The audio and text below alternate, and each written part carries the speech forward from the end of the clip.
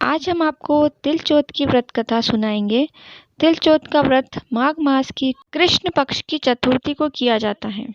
इस वर्ष तिल चौथ व्रत 29 जनवरी 2024 सोमवार को है। इस दिन पूजा में श्री गणेश जी व चौथ माता को तिलकुट्टे का भोग लगाया जाता है।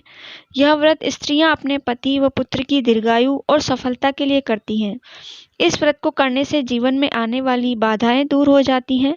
तिलचौथ के व्रत के दिन स्त्रियां पूरे दिन निर्जला व्रत रखकर शाम को गणेश जी व चौथ माता का पूजन कर दिन में सूर्य को व रात्रि में चंद्रमा को अर्घ देती हैं।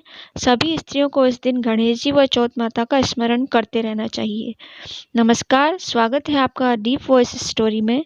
कथा शुरू करने से पहले अगर आप चैनल पर नए हैं तो चैनल को सब्सक्राइब कर लें, जिससे आने वाली वीडियो का नोटिफिकेशन आपको जल्दी मिल सके। हम आपको तिलचौथ की 2 कथाएं सुनाएंगे। तो चलिए बिना किसी देरी के शुरू करते हैं तिलचौथ की पहली व्रत कथा। किसी शहर में एक सेठ सेठानी रहते थे। उनकी कोई संतान नहीं थी, इससे दोनों बहुत दुखी रहते थे। एक बार सेठानी ने पड़ोस की स्त्रियों को तिलचौथ का व्रत करते हुए देखा तो पूछा कि आप यह किस व्रत को कर रही हैं, वह इस व्रत को करने से क्या फल मिलता है। तब उन्होंने बताया कि इस व्रत को करने से धन, वैभव, पुत्र, अमर सुहाग प्राप्त होता है, घर में सुख शांति का वास होता है।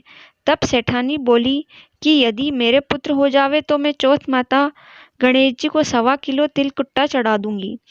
चौथ माता की कृपा से 90 महीने में पुत्र की प्राप्ति हो गई, पर वह चौथ माता को तिलकुट्टा चढ़ाना भूल गई।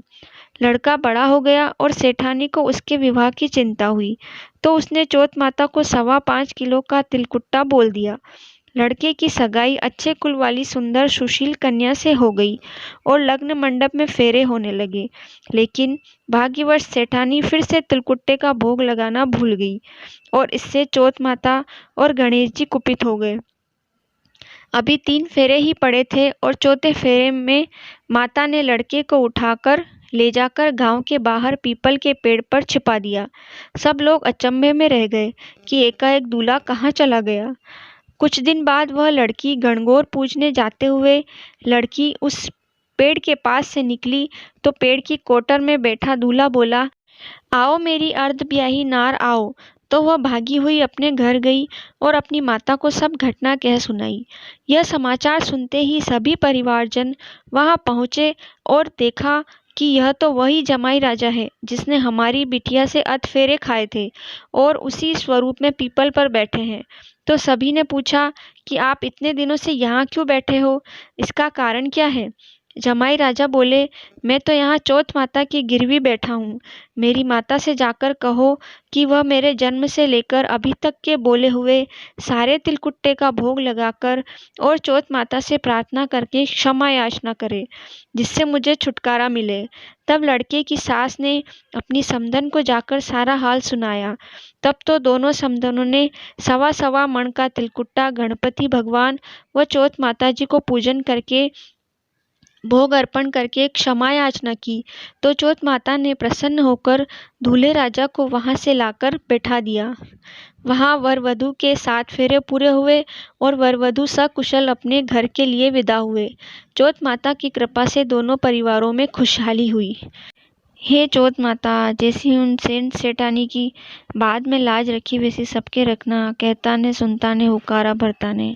गणेश जी की जय हो, तिल चौथ माता की जय हो। तिल चौथ की कहानी 2। एक शहर में देवरानी जेठानी रहती थी। देवरानी गरीब थी और जेठानी अमीर थी।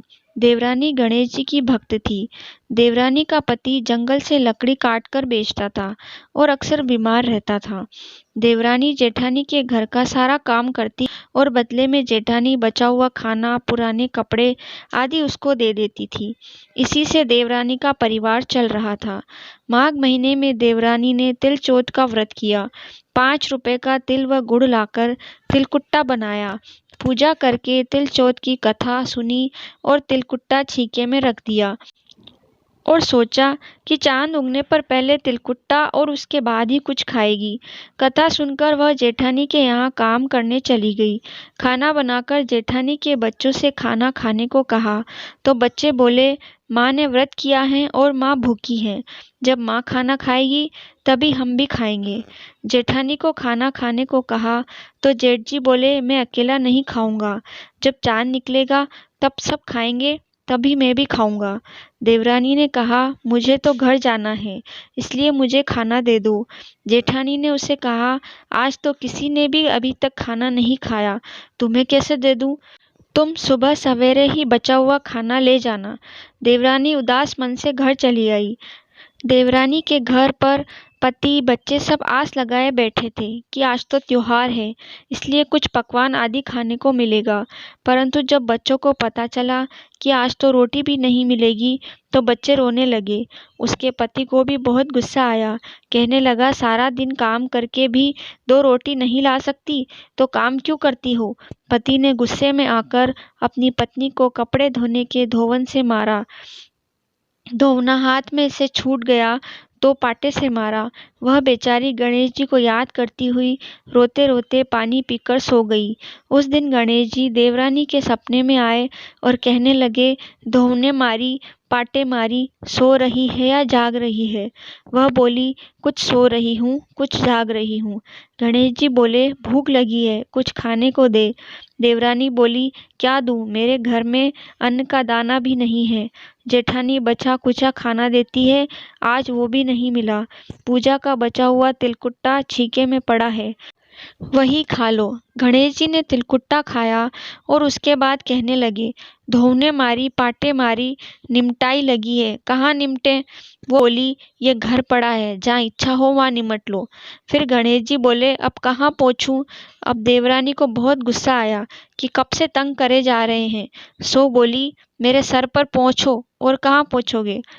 सुबह जब देवरानी उठी तो यह देखकर हैरान रह गई कि पूरा घर हीरे मोती से जगमगा रहा है। सिर पर जहाँ विनायक जी पोंछनी कर गए थे, वहाँ हीरे के टीके और बिंदी जगमगा रही है। उस दिन देवरानी जेठानी के काम करने नहीं गई। जेठानी ने कुछ देर तो राह देखी, फिर बच्चों को देवरानी को बुलाने भेज दिया। जेठानी ने सोचा, कल खाना नहीं दिया था, इसलिए शायद देवरानी बुरा मान गई होगी। बच्चे बुलाने गए और बोले, चाची चलो, माँ ने बुलाया है, सारा काम पड़ा है। दुनिया में चाहे कोई मौका चूक जाए, पर देवरानी जेठानी आपस में कहने का मौका नहीं छोड़ती। देवरानी ने कहा, बेटा बहुत दिन तेरी माँ के यहाँ काम कर लिया, अब तुम अपनी माँ को ही मेरे यहाँ काम करने भेज दो। बच्चों ने घर जाकर माँ को बताया कि चाची का तो पूरा घर ही हीरे मोतियों से जगमगा रहा है।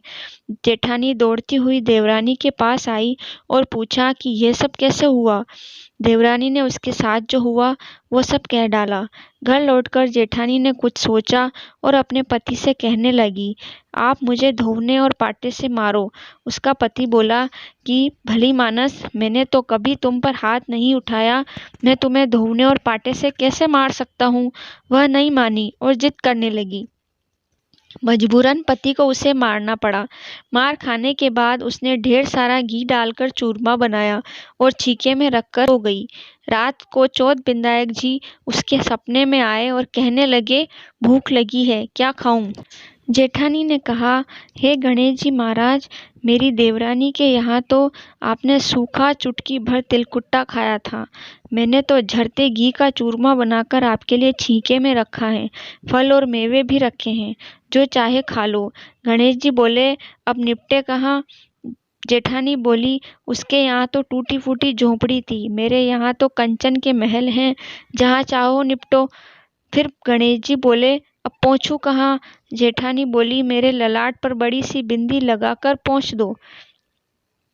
धन की भूखी जेठानी सुबह बहुत जल्दी उठ गई। सोचा घर हीरे जवाहरात से भर चुका होगा, पर देखा तो पूरा घर गंदगी में फैला हुआ, तेज बदबू आ रही थी। उसके सिर पर भी बहुत सी गंदगी लगी हुई थी। उसने कहा, हे गणेश जी महाराज, ये आपने क्या किया? मुझसे रूठे और देवरानी पर टूटे। जेठानी ने घर और की सफाई करने की बहुत कोशिश की, परंतु गंदगी और ज़्यादा फैलती गई। जेठानी के पति को मालूम चला तो वह भी बहुत गुस्सा हुआ और बोला, तेरे पास इतना सब कुछ था, फिर भी तेरा मन नहीं भरा। परेशान होकर चौथ के विधायक जी से मदद की विनती करने लगी और बोली, मुझसे बड़ी भूल हुई, मुझे क्षमा कर दो। विधायक जी ने कहा, देवरानी से जलन के कारण तूने जो किया था यह उसी का फल है। अब तू अपने धन में से आधा धन उसे देगी, तभी यह सब साफ होगा। उसने आधा धन तो बांट दिया, किंतु मोहरों की एक हांडी चूल्हे के नीचे गाड़ रखी थी।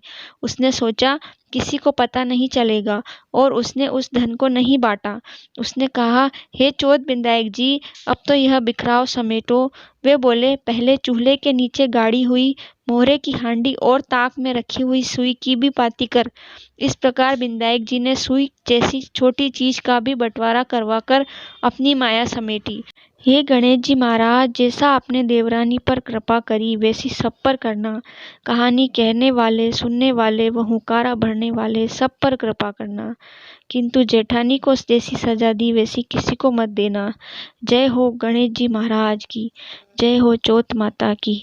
वीडियो कैसा लगा कमेंट करके ज़रूर बताएं और अगर आप मेरे चैनल पर नए हैं तो चैनल को सब्सक्राइब करें, वीडियो को लाइक करें और बगल में जो घंटी दी हुई है उसे ज़रूर दबाएं, जिससे आगे आने वाली वीडियो का नोटिफिकेशन आपको जल्दी मिल सके।